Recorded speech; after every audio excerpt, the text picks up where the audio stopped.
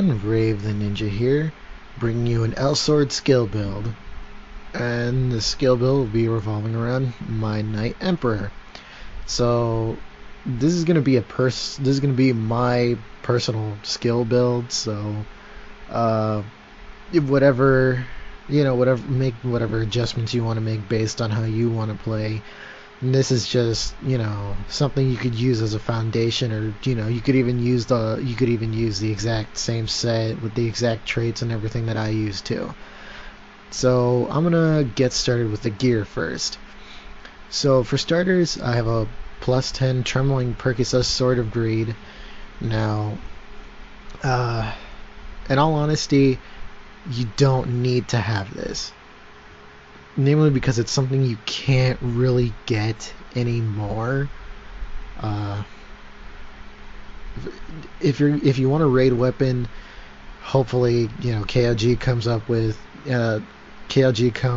and sticks to their promise to having not so much a promise, but they stick to trying to put out a raid boss this year in 2018. But we just need to sit and wait. Anyways, so it's a +10 Trembling Percusus Sword of Greed. It's a legend grade weapon, so it's maxed out, or rather, it's at its highest form. So this took a while to make. By the way, I'll be recommending some alternatives to some of the stuff I have here, because you can't really get a couple of the things that I have anymore, at least normally. God knows if they'll ever make it available again, depending on what it is. Okay, so that's the weapon. I'm gonna move on. Well, I'll just cover the title real quick. So my title is Eclipse, which is no longer available as of last year. I don't know, around September or something, November maybe, I don't remember. It stopped being available very late last year, and the only thing about it is it gives you critical, maximize, and attack speed. And I'll suggest some alternatives later. Anyways. So now moving on to the gear, I'm going to say it right now, all of this is +9, level 85 secret dungeon gear. It's all grandized, enhanced ancient noble guardian stuff. So this is the top piece with a tolerating trait. So just to get some tankiness onto Knight Emperor, since that's pretty much what he is, albeit less tanky than a freaking Paladin or Comet Crusader. Again, tolerating trait on the bottom piece for extra red damage. It only has slightly less than the top piece. The gloves have resistance, because as you can see, I have no resistance here. But then again, I don't have any attributes. I don't have too much in the attribute resistance on my gear right now anyway. Let's see, then I have tolerating shoes, so again, more red damage, much less than the top and the bottom piece. As for my sockets on each of these things, starting with the weapon, the sockets, everything's basically sage stone or better. No, it's as good as a sage stone can get. It just took a bunch of tries. Here, that maximize +339 could be much better. So obviously it's not the max stat you can get on it, but it works out pretty well. At most you need 50% maxi and 50% critical to make the most of your damage. And this is all a dungeon set too, so don't start asking about PvP in this one. PvP, I'll probably make a PvP build in the next in a future video. Okay, so let's see. As you can see, my sockets on this one are kind of shitty too. Are kind of shitty. All right, so so now I'm gonna move on to my skills here. All right, so let's see. I'm gonna start off with Flame Geyser. So on Flame Geyser, I have heavy Flame Geyser with 40% attack power increase and 50% increase in cooldown time. Which, in all honesty, 15 seconds for Flame Geyser isn't all that bad. The thing is that since Night Emperor is not like crazy up there with like magical attack power, this is actually really good for DPS, especially since with the enhanced trait it gets a 1.2 times multiplier in damage. Alright, next up is Iron Body, Killing Blow Iron Body. Makes effects last 20% longer. That's basically the standard for Iron Body. Because God knows I wouldn't want to try using Iron Body with a 10% chance of gaining back 50% of the MP. I'd only get back 10 MP on that activation, so it's kind of shitty. So this is basically the only trait it really needs. Now I like taking this into dungeons just for the sake of, being able to like run through some multi-hit attacks and basically just avoid unnecessary knockback like off platforms or like just like unnecessary like flinching knockbacks and whatever. I've got Empowered Mortal Blow.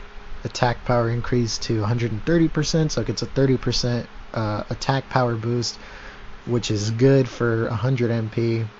I'd recommend it over Light Mortal Blow because the difference is only 10 MP. The difference is only 10 MP and 30% attack power, so this is good to use in combination with like Windmill. Gather everything up, use it and just do a chunk of damage. It's really not that bad to have with you. Then I have Empowered Impact Smash, which gives it a 20% attack power boost. Again, I'd recommend it over the resource consumption, or over the alternative trait, which is a resource consumption down. It's really not that great, especially since it's only like 50%, so what, 70%? I don't know, you'd probably be spending like about 20-30 MP on it. It's really not that worth it to get this one. This is much better since it doesn't come at any other cost aside from just the 50 MP. Killing Blow Armageddon Blade, again, another standard trait to have with it. Effects last 130% longer because God knows I don't want to have to spam Armageddon Blade to like get back like 150 MP at a 15% chance. That is asinine. So just stick with this and you'll basically get back all the MP from hitting everything with it. Next I've got Critical Rolling Smash, which I take this for two things. The super armor and the ability to platform with it. So you could jump gaps with this and make it to another platform without worrying too much about like flinching or falling off. If you go back to like one of my runs in Saul's Fortress while he was still Lord Knight, you'd see the exact point that I'm talking about. I really only have this just because I really only have it as critical because it's not too much more costly than using like Impact Smash. If it reaches that much, and it ignores defense, but again, that's not really why I take it. I take it more for platforming and the super armor. So it really helps jumping from one platform to another, especially if it's slightly lower. Okay, next I got here is Empowered Sandstorm with attack power increased 20% or to 120%, so it's a 20% attack power boost. Again, it at no like real cost than just the amount of MP that the skill itself takes, you can just beef it up by 20%, just do extra damage. Which I have the force skill on it, so which I have the force skill on it, so it's really good in combination with windmill, which by the way, the trait is absorbing, so you just get back more MP. You just get back MP for using it. You get more MP back for using it, and it works especially well when you're in vitality mode. Anyways, so you want to gather up the enemies with windmill, and then just use Sandstorm on them for like a really high amount of damage. Let's see. I have Gigantic Slash only because I don't have Absolute Judgment unlocked at the time that I made this video. At the time of recording this video, I have Imperial Crusher, and let me tell you something. I really don't like the traits of Imperial Crusher, because here you're just essentially making it weaker for more hits, for increased number of hits, but it's decreased but its attack power is decreased to 70%. That's not, to me, I don't find that to be a good trade-off. Like more hits, less power behind each of them, and I think it's actually more useless than useful. And then I really don't like this one either. Like, you're only making it slightly cheaper, and you're making it like, well, almost half as cheap as, because it's the MP consumption is decreased to 60%, so it's like you're using almost half the MP to use it. But it's, I don't know, I still don't like it. Like, having the cooldown time increase to 150%, I don't find that to be like a great trade-off. But that's just me. Like, neither of these things increase the attack power or anything, so it honestly doesn't make a difference to me. And besides, I actually like to be using it frequently instead of waiting like 20 seconds or something, or like waiting almost 20 seconds or something for it or whatever. Never really tried it, so I don't really know. And then I have Heavy Grand Cross. In this case, you get a 40% attack power increase, but a 50% cooldown time increase, which to me is not a bad trade-off, considering you can charge this skill and then just blow up everything. Which again, using Windmill with Grand Cross as the follow-up is a really good attack combination. And on top of that, it gets stronger if you like charge it up to its max. It gets stronger, it has a longer range and everything. You inflict debuff.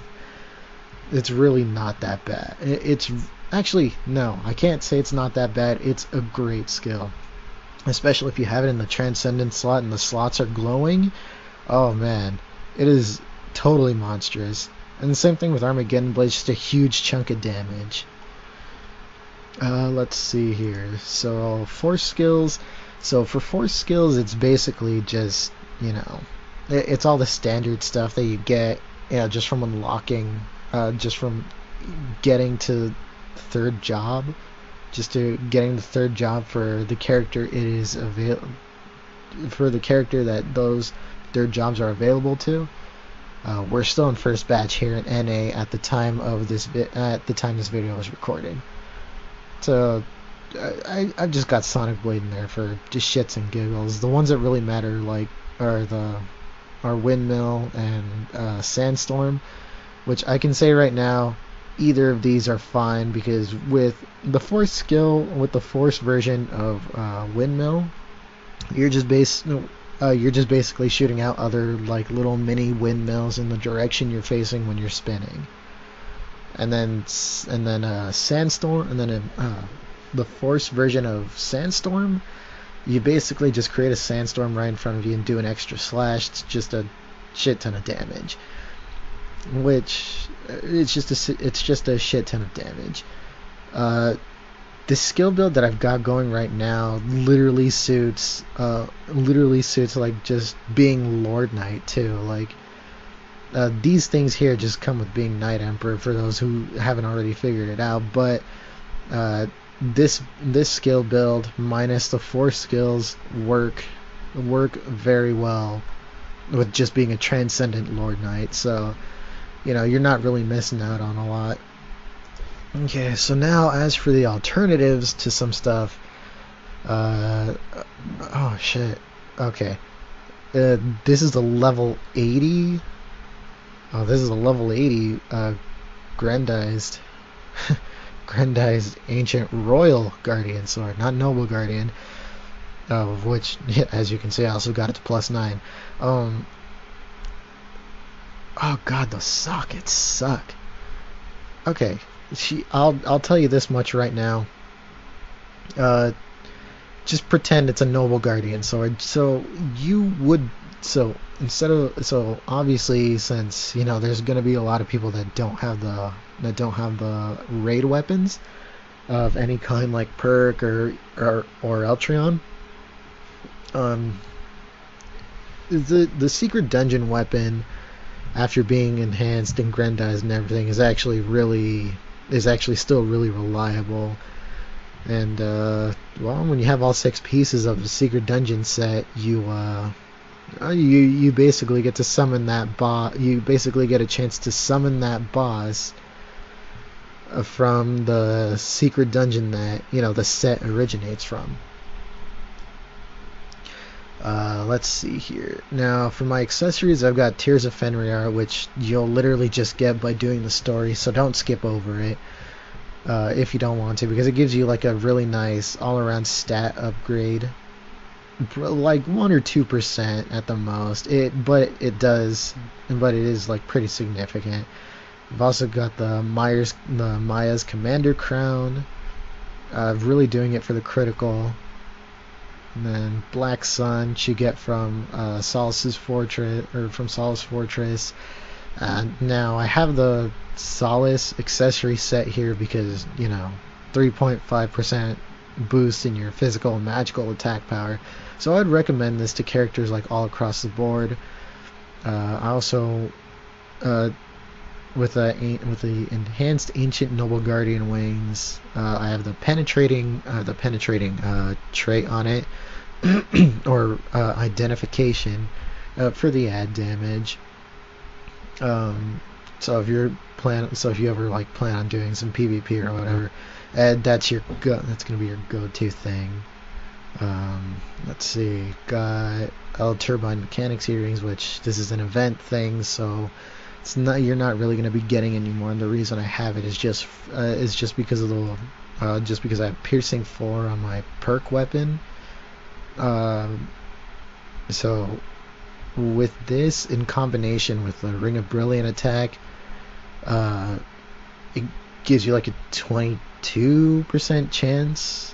It basically stacks up to like a 22% chance of like adding an additional 40% of weapons average attack power when the enemy is hit. Ignores enemies' defense and defensive effects and decreases knockdown rate when activated. So having piercing with a combination of these two things is really good. Otherwise, even just having this is pretty optimal. I've also got the Ring of Fury, which is basically a standard, not for dungeons, but it helps in maxing out your beads and just getting the most out of your everything. And a magic necklace, again, not another thing that's not entirely necessary for dungeons, but it does help. It does help build up your MP again to like start spamming out skills and whatever. Basically helps you with burst. Like for those of you who don't know, this is like especially useful for multi-hitters like Knight Emperor with like windmill and whatever, and like just having Armageddon Blade out and hitting everything.